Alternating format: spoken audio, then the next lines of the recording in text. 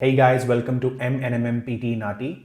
Today's video is a very special video. The reason I wanted to make this video and share with all my students is because I want you all to have a taste of PTE Core exam, as in what would your experience be, how to tackle the exam to get a perfect score, what will you face in exam, the questions, how to deal with them, strategies, templates, what to do, what not to do in order for you to get a perfect 90. Before I get started, I just want to share that if you are after PT Core coaching or PT Academic coaching or NAATI Hindi, Punjabi or Gujarati coaching, you can always message us on Instagram or Facebook Messenger.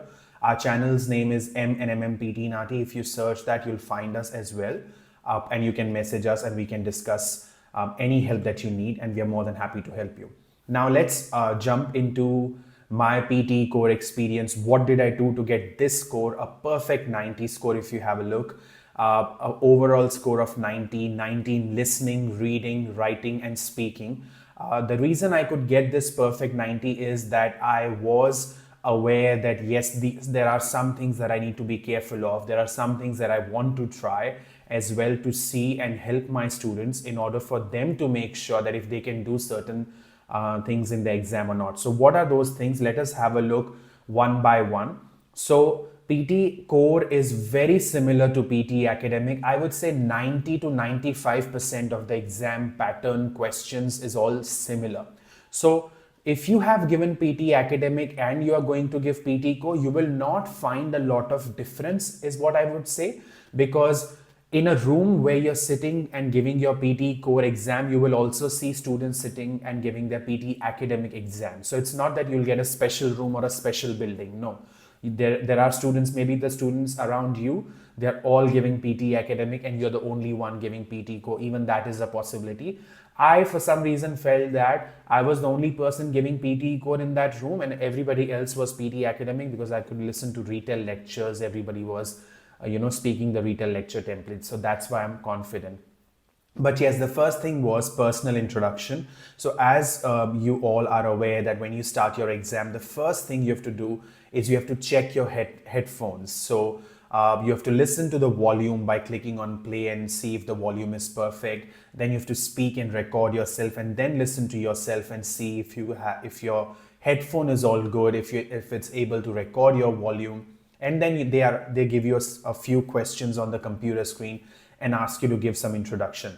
Now, all this that happens, checking of headphone, recording, listening to the volume, personal introduction, this is not scored and this is not timed, which means you can take your sweet time. Obviously, I'm not encouraging you to take 1 hour, but don't rush, you need those headphones in your exam. So make sure you take your time and you check your headphones. Make sure you check the volume. You speak and you record and you listen to your audio and ask yourself, is every single thing that I said is it clear? If not, raise your hand, ask them to change your headphones because there's some problem. Make sure you check your markers. Make sure that the notebook you have got, it's all empty and there's nothing written prior to you getting the notebook. So all these checkings, it needs to be done before you start your read aloud, which is the very first question, so that when you start your exam, you feel very confident. This is what your motive should be.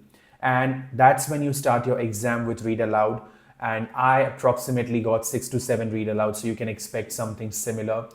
The read alouds that I got, they were either two lines or 3 lines. I couldn't see any read aloud that was longer than 3 lines. And I did not use 1-line strategy, because we do not recommend our students using 1-line strategy, because we feel that Pearson can fix it any day. Today, if I'm encouraging you to use this strategy, what if you're watching this video after, let's say, 2 weeks and Pearson fixes it? There's no guarantee when can Pearson fix this glitch, I would say, in the system. So why take the risk? I am not in favor of encouraging anyone to use this method, and hence I did not use 1-line strategy. I had spoken the complete paragraph of read aloud for all the paragraphs that I got, and the preparation time was either 30 seconds or 35 seconds, no other preparation time. So If the paragraph was a little shorter, it was 30 seconds, otherwise 35 seconds, and then the same answering time is what you get. Yes, I tried something, and that was in a few questions, I would say approximately 3 to 4 questions, I did skip 1 or 2 words just to see that if there is an absolutely difficult word and my student skips it because they cannot speak it. Let's say there's a Greek name with long last names or something that is very difficult and my student is not able to speak, will they still get a perfect 90? So I tried that and I did that for 3 to 4 questions. I did skip 1 or 2 words in every question and I still could manage a perfect score of 90. So if you find a word that is very difficult for you to pronounce, you can skip it. I mean, 1 or 2 words every paragraph. That is totally fine. All right. So next was repeat sentence. Now, repeat sentence is one of those scary topics. A lot of students, they don't like it. But repeat sentence, what I felt was that the first few sentences, so approximately there were 10 sentences, the first 7 or 8 sentences were average sentences. The length was 7 to 9 words. The last 2, 3 sentences were very long. They were like approximately 12, 14, 15 words. So what I tried was, my intention was that I will not aim for 100%. If I can speak 100%, that is totally fine. But if I struggle, I will at least maintain my fluency and I will try and be clear. That means I'll take care of my pronunciation so that out of fluency, pronunciation and content, at least I'm getting a full score in fluency and pronunciation. And if I lose something because I couldn't finish the sentence, I'll only lose it in content. All right. But because I've got a perfect 90 in listening as well, that means that whatever I said is enough to get a perfect score. So first average sentences that I had, 6 to 7 sentences, I spoke 100% of the sentence. But the last 3 sentences, I would say, where I had like long sentences, I think I only managed up to 70% of the sentence. And whatever I spoke was in a good flow and without hesitating, clearly and confidently, and I could still get a perfect 90. And in last 3 sentences, I'm pretty sure I spoke around 70%. There's no way I spoke 100%. They were very, very long, like 15, even 16 words maybe. So the same goes for you as well. Try and speak 100% and in a perfect fluency and pronunciation for sentences that are short or average. And if the last few ones, which are totally long sentences, if you struggle there, try and speak as much as possible, clearly, confidently, and in a good fluency so that at least you're getting a full score in fluency and pronunciation. The next was describe image. So I only got 3 describe images, so you can expect something similar in your exam. They were all graphs and they were all colored images. There were none black and white, but in exam you can have anything. It's not that if I got only colored images and only graphs, you'll get the same. I'm just sharing my experience, but I'm also sharing that you can get something similar or slightly different, but obviously it cannot be something very, very different. So you can expect that. And I absolutely used our describe image template word by word, and I could still manage getting a perfect 90 speaking. So this template does work. Please use it because it is an easy template. I don't want you to use a very difficult template, a template with very fancy words, very difficult words. It's not needed. Describe image is one of those topics where I tell my students, keep it straightforward and simple. Do not try to complicate it. It is not required. So in this template, if you have a look, there are 4 categories, category 1, 2, 3, and 4. I had always used colors. So I will write down 4 colors from my image that I have in my notebook. Let's say black, white, blue, green. And then when I speak, I do not look at the image in the computer screen. I will only look at the 4 categories I've written in the notebook, and I will use this template. This image describes some important information. It also provides information about the image in various aspects such as black, white, blue, green, and so on. It is evident from the image that black is on the left hand side of the image, whereas on the other hand, white is on the right hand side of the image. In conclusion, we can see that blue is at the top of the image, whereas on the other hand, green is at the bottom of the image. So the only thing I was careful of is my fluency, because that is what matters. And this is how I've done all my describe images, and I was fine. And also try and speak for at least 20 seconds. So with this template, if you put all the categories in, you should be able to speak for 20 seconds. A little more than 20 seconds is fine, but there's no need to speak for 40 seconds that they give you. The next topic is respond to a situation. Now this is that topic, one of those topics which is completely different to PTE Academic. You don't have respond to a situation in PTE Academic, but again, we have this template and I had used this template. Now, respond to a situation is giving score in speaking section. So again, if I could manage getting a perfect 19 speaking, means that this template works 100%. The fluency had to be taken care of. I made sure that I was speaking fluently, clearly, so that the computer can understand what am I saying. Now over here, if you have a look, hello and then person's name or profession. So whatever name or profession was there in the question, I spoke it. I think I had Mark.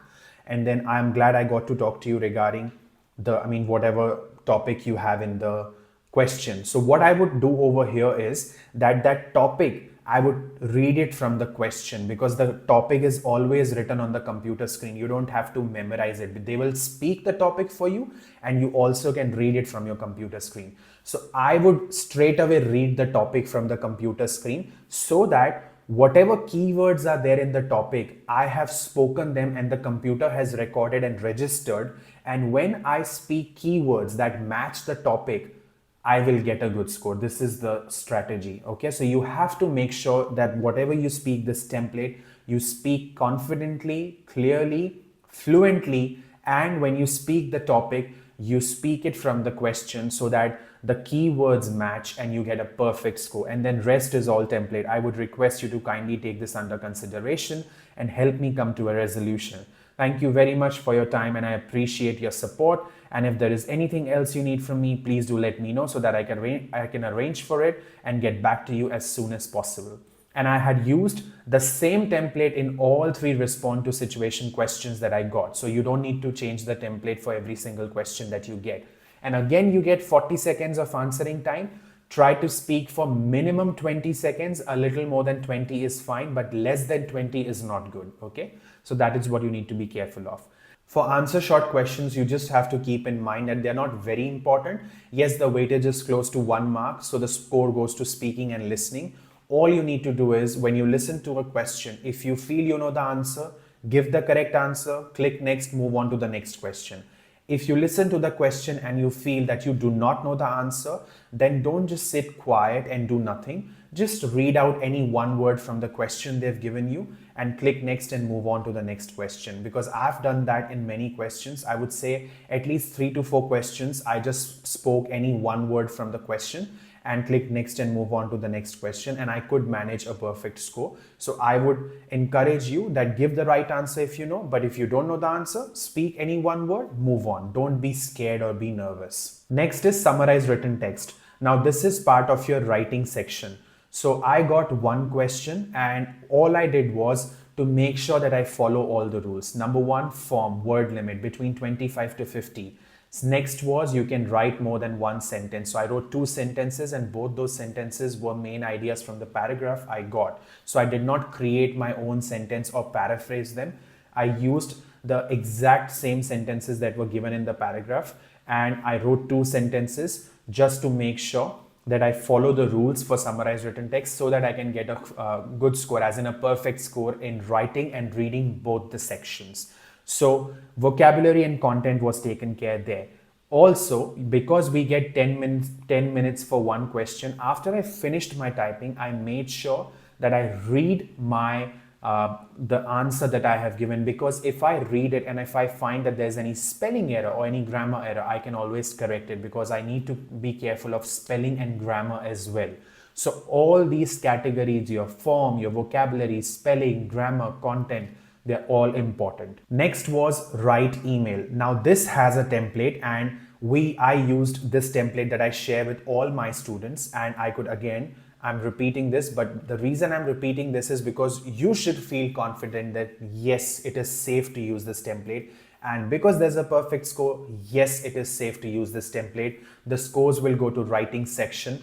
They will encourage you to write at least 100 words, but the maximum you should go is 120. And I remember that I got two email questions, and both these questions, my word limit was between 110 to 120, but definitely less than 120. You should not be crossing 120 because that's the word limit. And I used this template. I made sure that whatever three categories they have given me, they will give you three categories to discuss. So let's say, for example, there is a party that has to be organized in your society. So you're writing an email to the president and you want to discuss food, you want to discuss the dress code, and you want to discuss the music. So you have to make sure that you cover all three categories. You write something about music, you write something about food, and dress code. So I remember that about dress code, I wrote that we should all wear some traditional clothes. For food, I wrote that we can have multi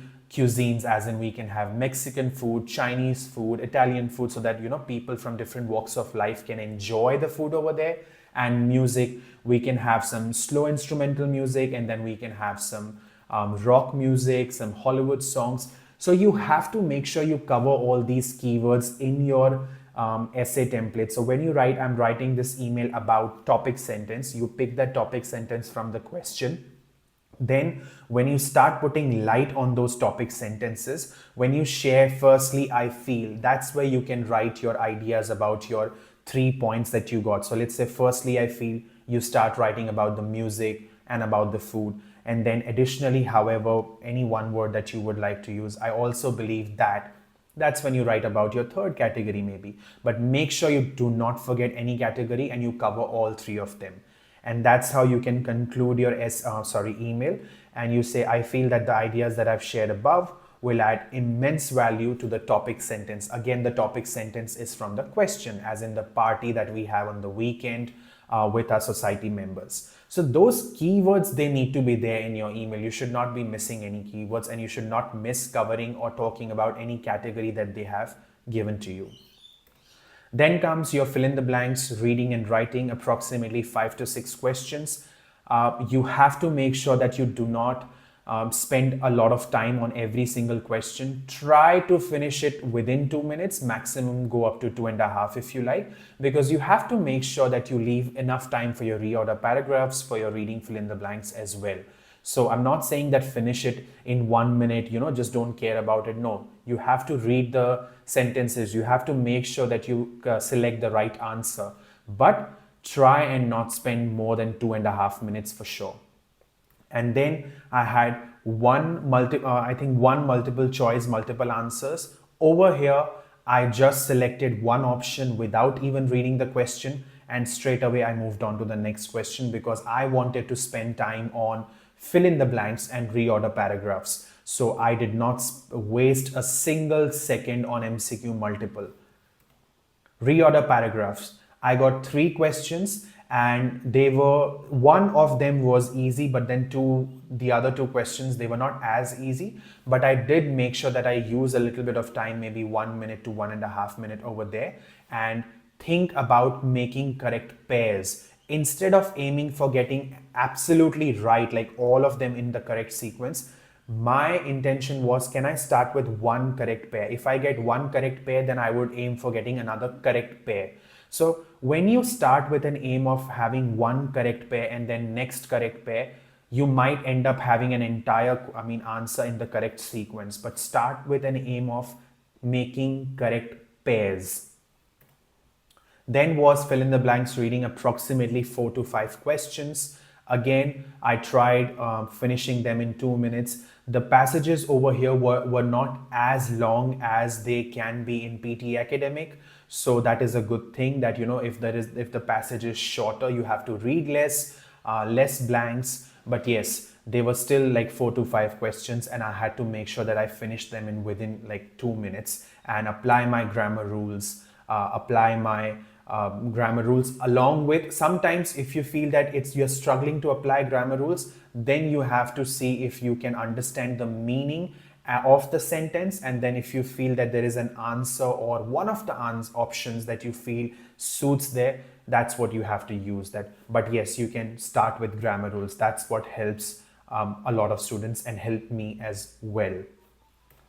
MCQ single, I only got one question, and as I shared, I just selected one answer and moved on because I didn't want to waste any time. Next is summarize spoken text, which means listening section started because there is no break. There is no scheduled break in this exam. So if you want to take break, you are actually losing time from your exam, and they do not encourage you to take breaks. But yes, if there's an emergency and you want to take a break, then that's your decision. Obviously, I didn't take any breaks and I just finished my exam in one go. It took me 1 hour 15 minutes to finish my PTE Core exam. So summarize spoken text, I got 2 questions. Again, I had to be careful of the word limit, 20 to 30 words, and the time given to me. You have to be very careful of 20 to 30 words here because 20 to 30, that's not a lot of words. So if you use a lot of template, you will not be able to use a lot of content from the audio that you heard. So what I did was, when I heard the audio, I tried and take 2 meaningful sentences from the audio. Now what I did was, I wrote those 2 sentences, and in the second sentence, I just added in conclusion at the beginning of the sentence. So first sentence I wrote as it was in the lecture. Obviously, I have to make sure that it makes sense, it is grammatically correct, spellings are correct. When I write the second sentence, I start with in conclusion because whenever I write something, I want to make sure that the system recognizes that I have concluded what I have started.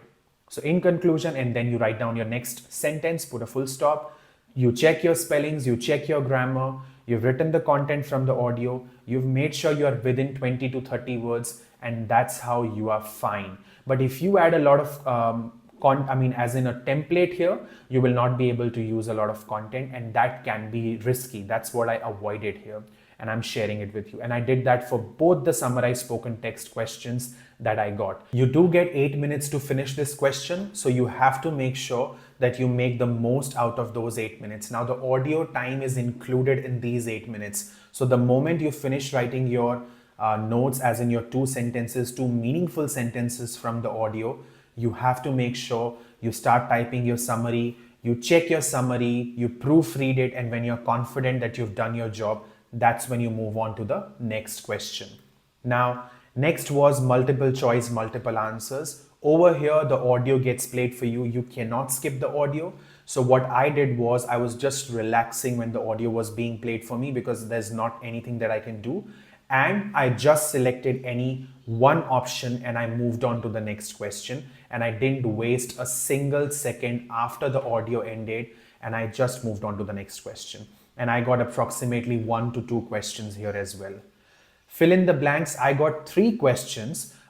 They were all pretty straightforward, I would say.